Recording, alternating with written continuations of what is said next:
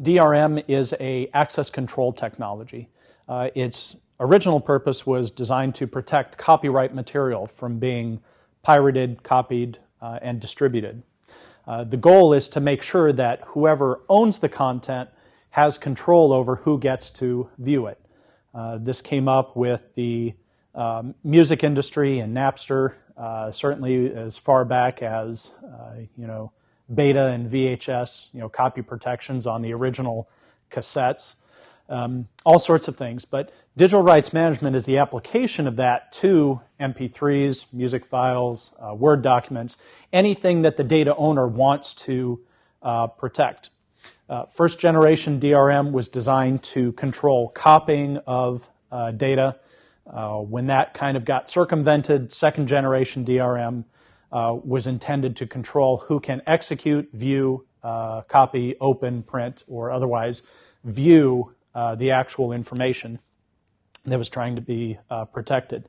I think there are varying viewpoints on how effective DRM actually is, but I'll put it this way. If you were the copyright owner, if you owned this information, wouldn't you at least want to try to protect it with some type of DRM? A lot of people will point fingers at how evil DRM is, how it prevents copying or prevents legitimate usage and all of that. But at the end of the day, the copyright owner, the data owner, wants to make sure that they're fairly reimbursed for the work that they've done putting into that work or that production. And so DRM is an attempt to at least try to get people to buy the content. Although if you look at piracy and the current state of it with file sharing, peer-to-peer networks and all of that, there's some debate as to whether that's really effective or not. There are different technologies at play here for DRM, like restrictive licensing agreements, where you have digital materials that are copyrighted. You can put restrictive licenses on it so that you can only make one backup copy of it. You can't distribute it. But at the end of the day, a restrictive licensing agreement is a piece of paper that says what you can and can't do. There's not really a corresponding enforcement of that, just through the licensing agreement. This is where things like encryption, tagging, the use of product keys, where this stuff starts to come into play. Because you can encrypt the software, the music, the movie, whatever the case may be. You can encrypt that, and only the people with the appropriate decryption key will be able to view it. And so when you buy something like this, what you're buying is an encrypted file, which is garbage, and a decryption key, which gives you the ability to actually see the content or use the software that you've bought. And there's also tagging. This is a data marker to control access or reproduction of the information.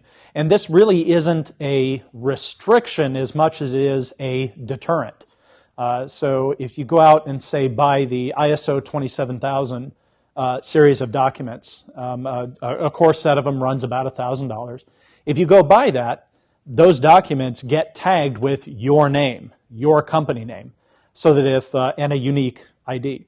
And if those files end up on the internet somewhere and available for everybody to download, well, then the ISO organization can look at that unique ID, come back to you and go, you're the one who put this out on the internet. Again, the tagging doesn't necessarily stop you from doing it, but it's going to end up pointing the finger right back at you if they find it. Digital watermarking.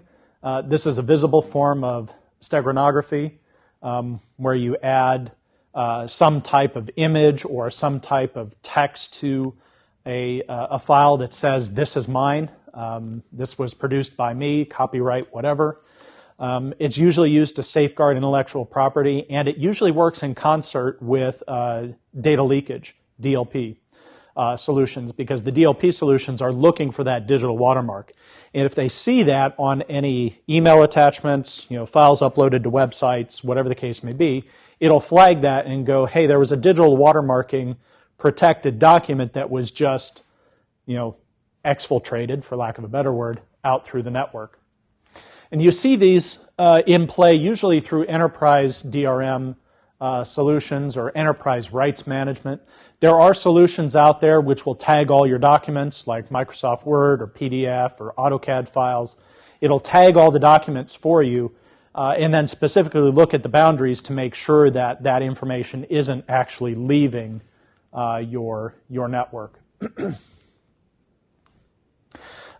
As far as other technologies, techniques, limited install activations, you sometimes see software that you can download. Windows does this. You have, between 2 and 3, maybe more if they're generous, but usually between 2 and 3 installations that you can do. So you can use this product key with this software up to 3 times on any number of computers, and after that, you have to go buy another license key or another product key.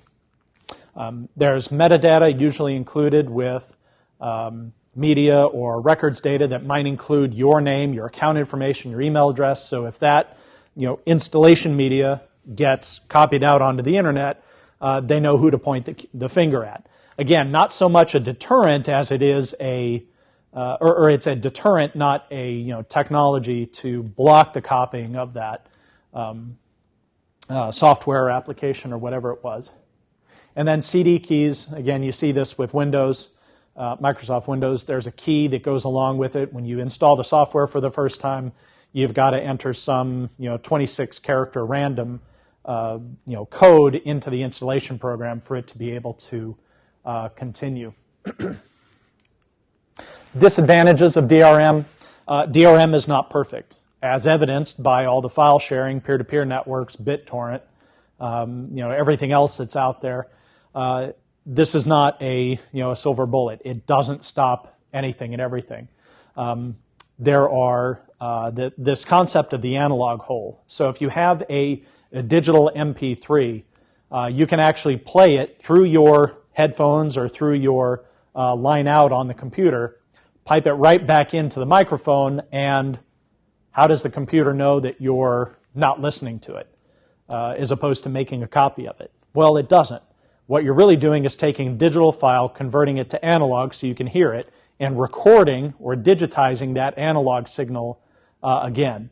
And that's how you end up with this analog hole where you can take a digital copy of MP3s, works for videos as well, and create another copy of it, completely bypassing whatever DRM might be on there. Watermarks can often be removed.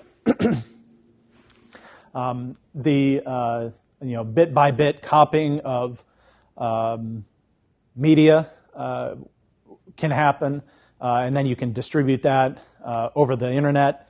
I think the chief complaints that you see with DRM is consumer-based, where you have a legitimate consumer who screams about, well, I can't make a backup copy of this. Generally, manufacturers or vendors have said, yeah, whatever.